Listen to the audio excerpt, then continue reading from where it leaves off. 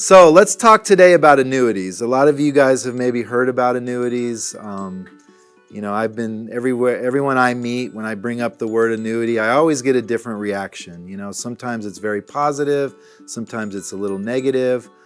Today, what I want to share with you guys are, what are some of the things the misconceptions that people have about annuities that, maybe might give them a negative reaction when they hear that.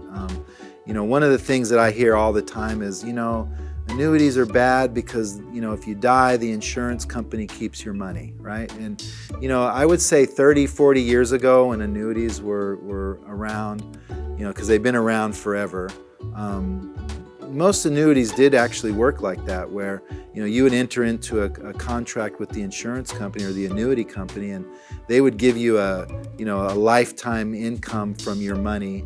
And if you die, then before they pay you all the money out, then they keep what's left in the account. If you live longer than what they've paid out, what you originally put in, then they have to keep paying you. So that was kind of the gamble that you would take back then. And usually the insurance company always wins in that scenario because they have these people that work for them called actuaries, and actuaries typically kind of know, they can predict when, as a group of people, when everybody's going to die. So, typically that wasn't a good deal for the client. But as the years went by, annuities have really improved. They've completely transformed, and they're a lot better than that. So now what you do is you just take money out of annuity. You don't have to do what's called an annuitization in order to get access to the money. So that is something that's totally different. Usually annuities, they give you a 10% free withdrawal. So, usually it's after the first year, you're able to take 10% of the value of the account out each year without a penalty. So that, you have more access to the money, and your money is never, given to the insurance company like it used to be. So if you were to pass away, whatever's left in the annuity account will actually go to your beneficiary. So those are how most of the modern day annuities work now. Another thing that I get with people on annuities is that,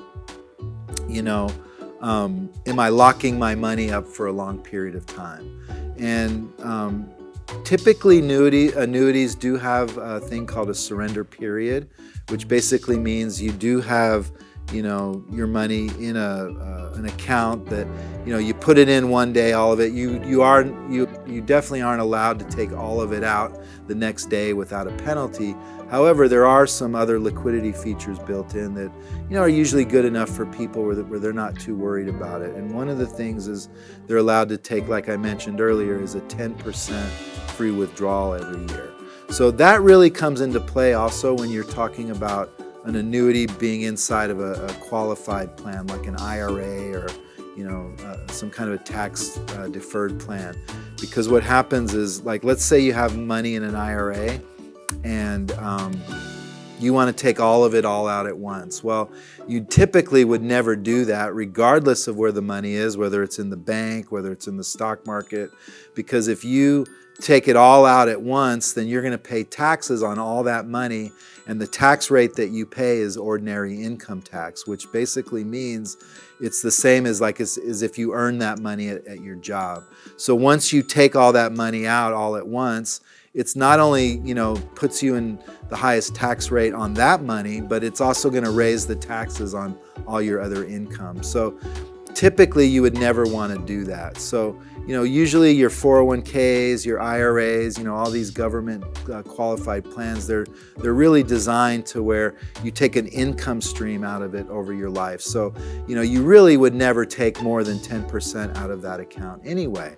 So a lot of my clients, when I explain it to them like that, they realize, having an account where I can't access all of the money all at once, it really isn't that big of a deal, because the money's already in an IRA, and I would never be able to access all that money anyway without really, putting myself in a really bad tax situation. So that just basically becomes, not that important or not that relevant at that point. So, those are just two of the things that I hear quite a bit about why annuities are not good. And once people understand that, I think they get to take advantage of all the benefits of an annuity.